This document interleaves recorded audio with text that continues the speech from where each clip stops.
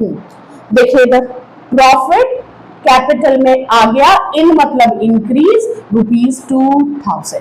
तो ये आपका यहां पर थर्ड जगह भी इंपैक्ट पड़ा इस पर्टिकुलर अकाउंटिंग ट्रांजैक्शन का। बट इन टोटल अगर मैं इंपैक्ट देखूं, टोटल 20,000 का इंपैक्ट है।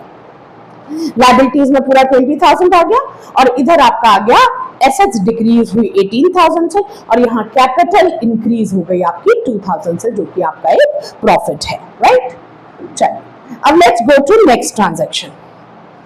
अगली ट्रांजैक्शन हमारी क्या है, जस्ट अ मिनट।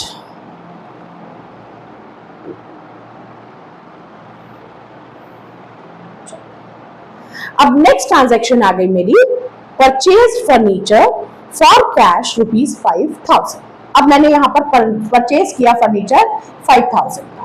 अब जब हमने परचेज किया फर्नीचर, तो उसका इंपैक्ट क्या आया, एक तो बिजनेस के पास फर्नीचर आ गया, फर्नीचर आपकी एसेट्स होती है, तो ये देखिए furniture assets, furniture increase, assets furniture increase.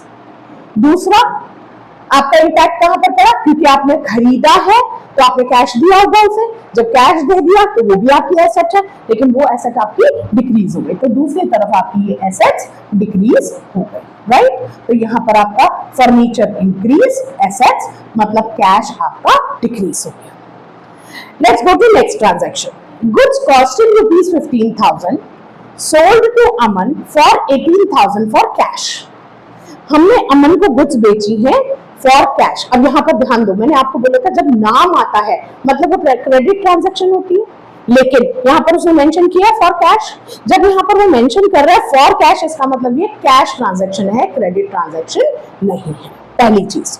दूसरी बात, गुड्स की वैल्यू थी 15,000, जो कि हमने बेच दी अमन को 18,000 रुपए में, तो इसका मतलब 15,000 की गुड्स हमने बेच दी 18,000 में। अब इसका इंपैक्ट देखते हैं क्या हुआ, पहले जनरल डिस्कस कर लेते हैं। आपकी गुड्स गई, कितने की गुड्स थी, 15,000 की, तो आपका स्टॉक डिक्रीज हो गया यहाँ पर 15,000 रुपीज, राइट। दूसरा, आपके पास कैश आया, कैश में बेचा था, अब उसने कैश कितना दिया होगा, 15,000 की गुड्स आपने 18,000 में बेची, तो उसने कैश आपको दिया 18,000 रुपीज। आपके पास कैश आ गया 18,000 का। आप 15,000 की गुड्स अगर 18,000 में बेचोगे, प्रॉफिट होगा लॉस होगा, प्रॉफिट होगा, कितने का, 3,000 का। अब प्रॉफिट कहां जाएगा, जैसे मैंने आपको पहले बताया है, प्रॉफिट हमेशा बिलोंग्स टू कैपिटल, तो आपका प्रॉफिट इंक्रीज हो गया ₹3,000 से, 3,000 का आपका प्रॉफिट हो गया, जो कि आपने कैपिटल में इंक्रीज कर देना है। तो ये आपके ट्रांजैक्शन है purchase goods for cash, sold goods for cash.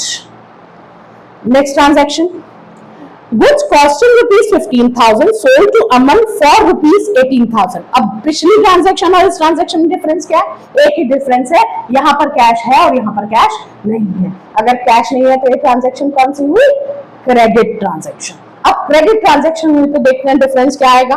भाई एसेट्स तो गई आपकी, स्टॉक तो गया, तो इसका मतलब उसमें कोई चेंजेस नहीं है। दूसरी चीज, अब आपके पास कैश नहीं आया, आपके पास कैश की जगह दूसरी एसेट आ गई जिसका नाम है डेटर, देनदार। अब आपका वो देनदार इंक्रीज हो गया, पिछली ट्रांजैक्शन में कैश आ गया था, यहाँ कैश नहीं आया, दूसरी एसेट आई है, उसका नाम है डेटर, डेटर का नाम है अमन, 18,000 का डेटर आ गया, और प्रॉफिट वही रहेगा आपका 3,000 का। तो गुड्स जब कैश में बेची थी तो कैश आ गया, अगर गुड्स क्रेडिट में बेची तो आपके पास डेटर आ गया, मतलब देनदार आ गया, राइट। चलिए नेक्स्ट ट्रांजैक्शन देखते हैं। Aman paid ₹16,000 in full settlement of his dues of 18,000। अब अमन ने हमें देना था 18,000, 18,000 में से उसने पे सिर्फ कितना किया, 16,000, लेकिन एक लाइन और दे दी, इन फुल सेटलमेंट। हमने क्या कहा, इन फुल सेटलमेंट। अब जब फुल सेटलमेंट में वो दे रहा है 16,000 की जगह हमें कितना दे रहा है, 18,000, तो हमारा क्या हो गया, नुकसान हो गया। नुकसान कहां जाएगा, कैपिटल में जाएगा, सिंपल सी बात है। प्रॉफिट कैपिटल में प्लस होता है तो लॉस कैपिटल में से माइनस होता है। अब चलो ट्रांजैक्शन देख लेते हैं। हमारे पास कैश आया कितना, 16,000, उसने 16,000 दिया और उसने फुल सेटलमेंट कर दी, इसका मतलब डेटर आपके पास से खत्म हो गया।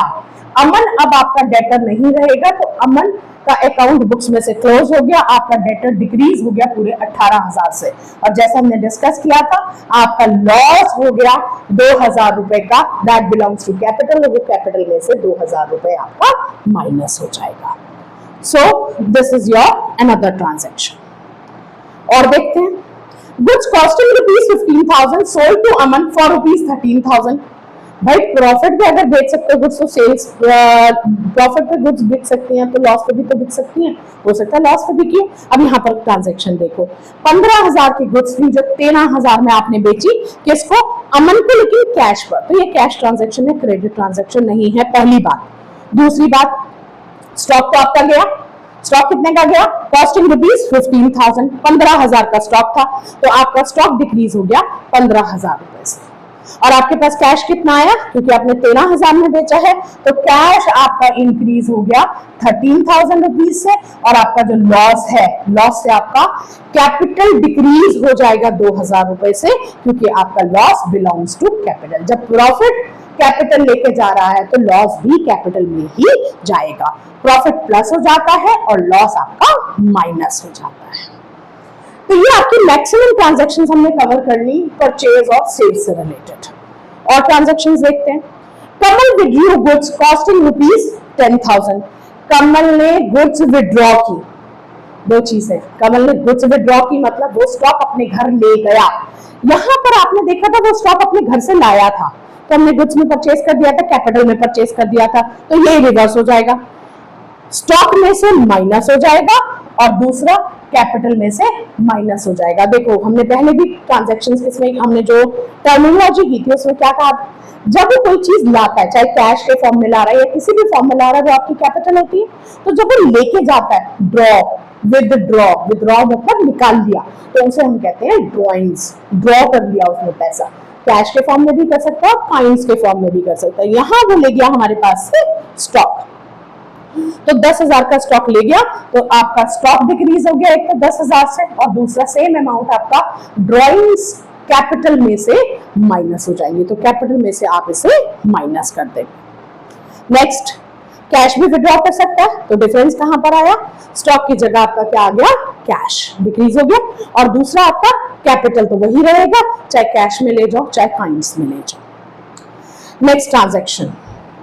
अब ट्रांजैक्शन है हमारी कुछ related with very important aspects, expenses and incomes.